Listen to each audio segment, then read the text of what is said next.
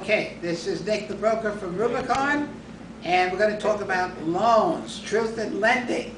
What's going on? I missed it. What did you guys say? He's making gang signs, and I said, oh, gang signs. Oh, these are gang signs? Gang signs. Oh, I like that. He Oh. liked the same way. Always said, you know how you started, you say 3, 2, 1, that's how it Oh, does it. speaking of gangs, let me tell you, we've got a guy here who was like a gang leader in the Pacoima Sun Valley area, knew everybody, and his wife was an agent, and all the gang members knew everybody's homes and what was, I mean, really a tight group.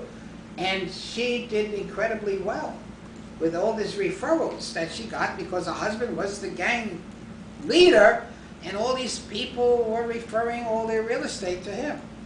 And she was doing the loans and the real estate, which was extraordinary. But it's a referral business. But we're going to talk about loans, all right? Not only your situation, but I got a call from one of our agents, and super qualified, okay? And he said, well, what should we do, Nick? You want to do the loan, or what should we do? Now, I have an obligation to the agents. And I said, okay, let me tell you. If you've got a FICO of 800 and up, and you've got perfect credit, no late payments, income, supportive income, everything checks out beautifully, the cheapest way, and of course mortgage brokers hate when I say this, the cheapest way is you go directly to the bank, okay? A lot of them advertise no fees and whatnot. Just be careful, all right? So you go to a bank, Wells Fargo, Chase, B of A, you go there first. How about Union? Union, all the same. If there's a problem, then you go to a mortgage broker. Because the mortgage broker then starts to try to clean it up or to make it work. Give you an example. I'm a listing agent on a property which just closed. The property sold for far more than it was worth. Its market value, let's say, was about $320, $325. We sold it for $385. That's a lot. But I told the seller, that's what I'm going to do for you with our extraordinary marketing techniques. And they are, by the way. You know, I've got Nicole, I've got Terry, and I got Marion all working on one listing to get it sold at a price, because this is my buddy and we used to ride motorcycles together. You know, I got an obligation here. I represent him. That's why I have never sold my own listing, because I'm selling it too high. Why would I do that to a buyer who I probably would know or get to know in the deal? I don't feel right about that. But I'm representing only the seller. Agency disclosure, right? I say it. I'm representing Mr. Brown only, nobody else. Okay? So I make it very clear. If you sell your own listing, there is a conflict of interest. And I don't care what anybody says, there's a conflict of interest. Okay? If you sell your own listing, you're probably selling it too low. Okay? Which has just happened. I was on the phone this morning with Janet, Nicole, and the broker sold their own listing with holding an open house and baking cookies, you know, putting vanilla in the oven and setting the stage for the open house. So they do that. Why? Because they listed it low and they wanted to get their own buyer. Now the seller doesn't know they listed it low. Okay, the seller says, well, these are the comps, and you know, well, I guess you're right, you know what you're doing. Not true. Okay? So the house sells right away, and it sells for $1,000 more than the asking price. What the hell is that? But I'm telling you, see, it's a red flag here. But the seller does not know this. Same thing with loans, okay? If someone you know now wants to get a refinance, they want to refinance. Well, I would ask these people, is the loan current? Are there any late payments? On your credit cards, are there any late payments? Do you have a lot of outstanding debt? Because now we got to do the ratios, right, Fred? Front end and back end ratios. So, if you start going over 40%, yeah, it gets a little funny. So they really are very active. So they may owe a lot, even though they're paying it. Okay? And they want to refinance. But they want to refinance. Do they want cash out? All right, they want cash out, which means they want to refinance and pull money out of the equity of the property. So now we've got to do a comparative market analysis and see about what this property is worth for real, and then go for the refinance. Now, that's what they should do. And then they'll come to me if there's any kind of a problem. Even if there isn't, they want me to overlook things, okay? And I will, because I like these people. So, they want to refinance, they want cash out, depends on how much they want out of the property. And sometimes the lender will only lend, the lender will tell you this, 70% to value. So, what is the value of the property? So it's only worth $100,000, let's say. The lender says, I'm only going to lend 70%. I'll lend you $70,000. Your underlying loan is $50,000. So we'll make the deal, and you put $20,000 in your pocket.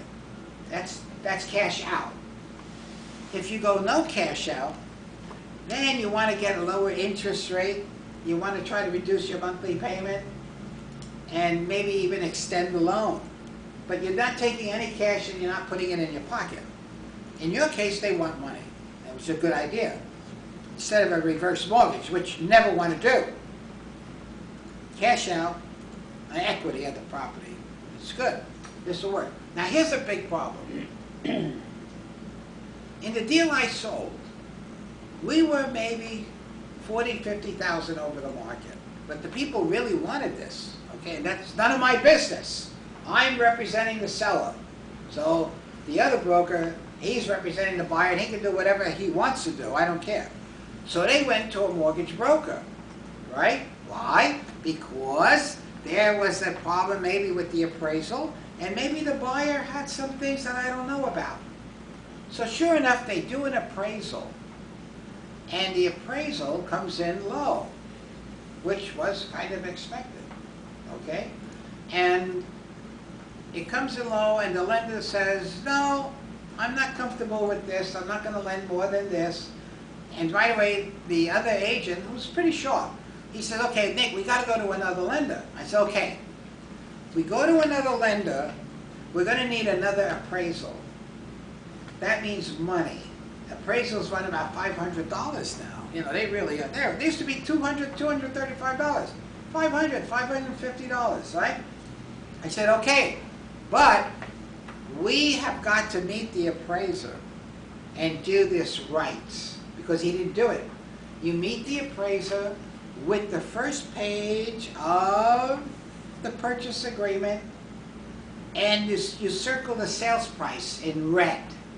This tells the appraiser, this is the price. The buyer wants to buy, the seller wants to sell. This is the price. Don't make a problem here, all right? So we meet the appraiser, and we meet with him. We meet him with comparable surveys, right? We find other houses not so close to this house, because we had to go out of the area a little to get the price up. So what can I do? This is what I did. I gave it to the appraiser. And here's another thing. If it's a new appraiser, it doesn't work as well. The old timers, they know you make the deal work. This is the price, this is what we want. Let's just get it together. Everybody's happy. And the buyer was qualified. The buyer had money. Coming in with 25% down. More than 20% down, 25%. This is a good deal. So the first lender wasn't being realistic. But the second lender made the deal. All right? So you see, we had to move fast. And this agent was very good. And he worked with me on it. We worked together. He said it. He said it was really smooth working with you. I said, yeah, because we're here to do business, not to exercise our egos. I'm not interested in arguing with you. I'm interested in making the deal. So, with your relatives. First, they're gonna go to a bank or anything. Then, let's see how that goes. Credit union. Now, okay, here's what you want to protect them. When they go to a bank for a loan, and this is now the real lending business, they have to get a good faith estimate from the bank. What is this gonna cost? All right? How much am I borrowing? And what is it gonna cost me to get this money? And how much am I gonna cash out? The lender has to do this. There's no screwing around about this. Okay? The lender has to give them a good faith estimate and a booklet. Okay? And this is some of the stuff I've got in here for you. I'm just gonna go over a couple of things here. Mortgage closing costs are regulated by the Truth in Lending Act. That is done to protect these borrowers. Because let me tell you, lenders are unconvicted felons. Don't ever trust a bank or a mortgage company. They're all crooks. Okay? It's how much money they can get. That's what this is all about. That's why, but once you say, I want a good faith estimate, they'll know you know something. And they will back off a little bit. You know what I'm saying? If they think you are ignorant, you don't know, they're going to take advantage of you. This is the truth. This is really how it works. Okay? So, truth in lending. Closing costs, they're going to have closing costs, are all the fees for either the home buyer or the seller that is above and beyond the actual price of the home. So you're going to buy a home, and then you've got closing costs. What are the closing costs? The closing costs could be more than your down payment. You got to be careful. Okay? Appraisal fees, attorney fees, title insurance, you got to pay for that. Brokerage commission. If you're going to a mortgage broker, there's a fee. Even the banks, they may charge a loan origination fee. You got to look at that good faith estimate. Okay?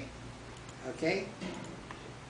Look at that. The Truth in Lending Act, which we call TILA, Truth in Lending Act, we should all know that, requires that all the closing costs are itemized prior to the closing of the home. Before you close, you got to know what it's costing you. You got to know right away. Okay? This means that both the buyer and the seller will know exactly how much they will need for closing and where the money is going. Now, crooks don't want you to know that. And they bury it in a lot of paper. Very simple. You only need one sheet of paper. The good faith estimate. Okay? Then the Truth in Lending Act, you've got Regulation Z of the Truth in Lending Act, which includes a provision for full disclosure of the terms and adjustable rate mortgages. Adjustable rate mortgages, I stay absolutely clear of them. You lose control. Almost like a reverse mortgage. You lose control. And when you lose control, someone's going to take over. And they're not going to act in your best interest. Okay? Look at that. There are plenty of ways to ensure you are getting the best deal on closing costs possible as you shop for your mortgage. They can go to different banks. They can go to U.S. Bank. They can go to Wells Fargo. You know, one day you go to U.S. Bank, then the next day you go to Wells Fargo and say, I want a good faith estimate. See, the best, it says it right in front of you. The best is to ask for a good faith assessment from each mortgage lender. You want a good faith estimate from every single one of them. And then you can compare which is the cheapest. Okay? Nobody does this. All right? Why are you shaking your head? Ben is not going to do it? They'll do it. No, it's true. Nobody does that. I told him to do that the very first time. Now, we've got about 30 lenders that we're approved by. Okay? And what we do is we shop for the best loan, because it always changes every month. They're changing. They don't want a busy street. They don't want 2 stories. Lenders are fussy. We're talking about a mortgage broker now. Okay? Well, and also when you're going to the bank, you're basically going to the direct lender. Okay? So we know what they got to do. They got to shop around. You know what? You maybe could do it for them. I don't know. I don't know. You can try different things. Yeah, Call me up. I'll try to help. I'm going there Sunday. I'm going to bring in those sheets. Okay. Now look at this, the Real Estate Settlement Procedures Act. Oh, you're gonna give this to Ben? Good. What I underlined is very important. Real Estate Settlement Procedures Act. Again, what is the summary? The act requires a disclosure of costs of settlement services. They keep saying the same thing because that's where people are being ripped off. Okay? The U.S. Department of Housing and Urban Development, HUD, everybody has heard of HUD, administers several regulatory programs to ensure equity and efficiency in the sale of housing. One of these programs under the Real Estate Settlement Procedure Act, known as RESPA, everybody knows that, applies to almost all mortgage loans and lenders.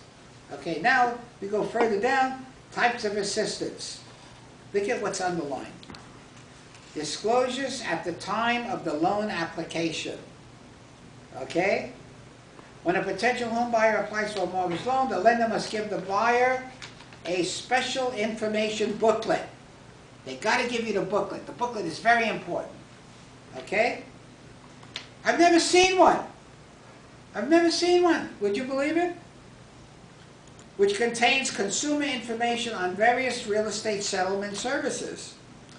Now look at number 2.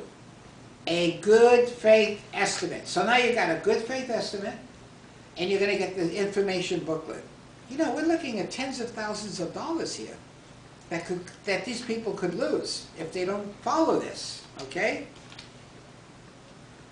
It lists the charges the buyer is likely to pay at settlement and states whether the lender requires the buyer to use a particular settlement service. And the lender says, okay, I want the house painted, but I want so-and-so to do it, okay? They have to disclose that, and they have to disclose their relationship with that painter, okay? Mortgage servicing disclosure service statement, which tells the buyer whether the lender is going to keep the loan or sell it right away. They sell it right away to make more money faster, okay? Now look at this, disclosures before settlement, closing. Before that happens, an affiliated business arrangement has to be disclosed. Now we do that, if you look at our escrow instructions, Sunwest Properties, Paladin Mortgage, right? Rubicon Real Estate, Rubicon Escrow, you know. So we've got, and we disclose all of that to people, and that I have a financial interest in these things. Now, you've got to also get a preliminary copy of the HUD settlement statement. They can go to a lender and show the lender this. Say, this is what I want, okay? The HUD settlement statement has to agree with the good faith estimate. The two things have to agree now, and that's usually escrow, which supplies that information, okay? Disclosures at settlement. The HUD settlement statement is required to show the actual charges at the settlement, okay? An initial escrow statement is required at closing or within 45 days of closing. All right, that's not a big thing, okay? Disclosures after the settlement. This is after the deal is done. An annual escrow loan statement. So every year you get a loan statement. How much you paid. Let me get that, right, Fred? We get it. This is how much you paid in interest. This is how much you paid in principal. Okay? Okay, let's see what else is good here that we need to know. Oh! Ho, ho, ho, ho.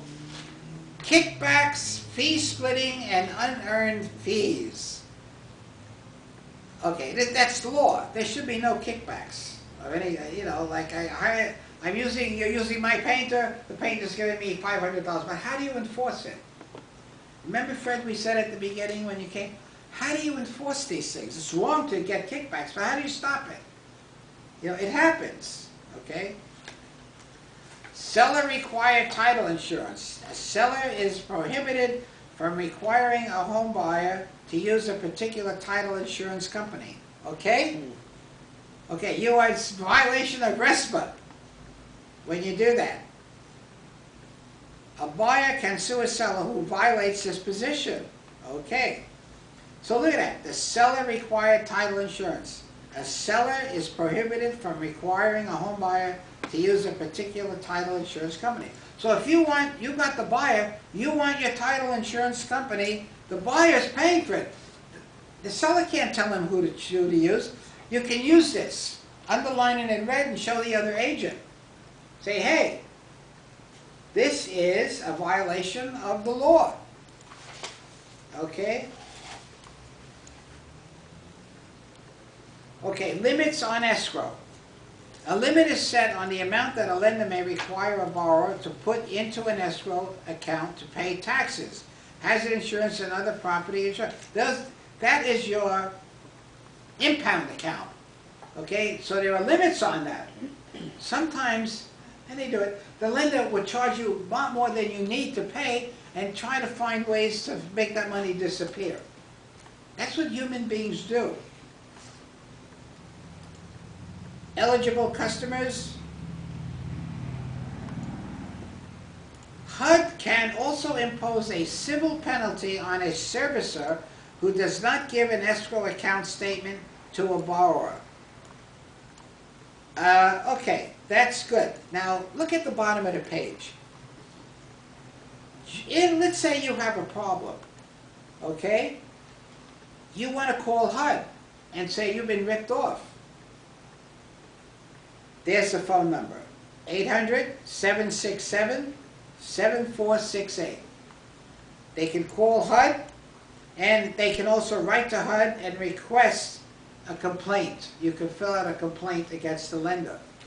I have seen lenders charge mortgage brokers, not lenders, not the big institutions, but a mortgage broker. I know of this case. There was a person, the owner, he was the buyer.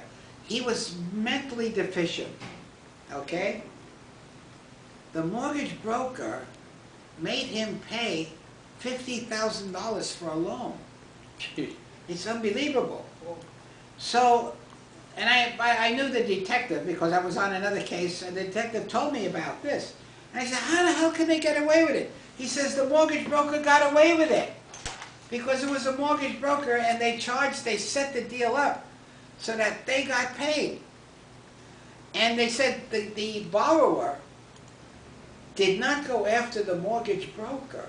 The borrower went after the real estate agent who took all the money and convinced this mentally deficient poor person to buy an overseas account, overseas property in Vietnam or some crazy stuff like that.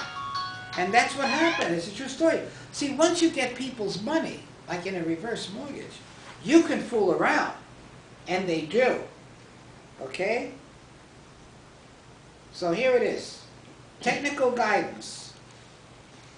The Real Estate Settlement Procedures Act and HUD. That's what's going to protect you. Okay? And also, come and talk to me before you do it. We'll talk like we did today. But you've got to protect yourself. Let's see what was on the next page. I didn't look at that. The Truth in Lending Act, once again. Okay, we're all set up. I think you've really got what you need to know to protect yourself. The good faith estimate is the key to this whole thing. Okay, Nicole, I think we're just about done with that. See you on next video.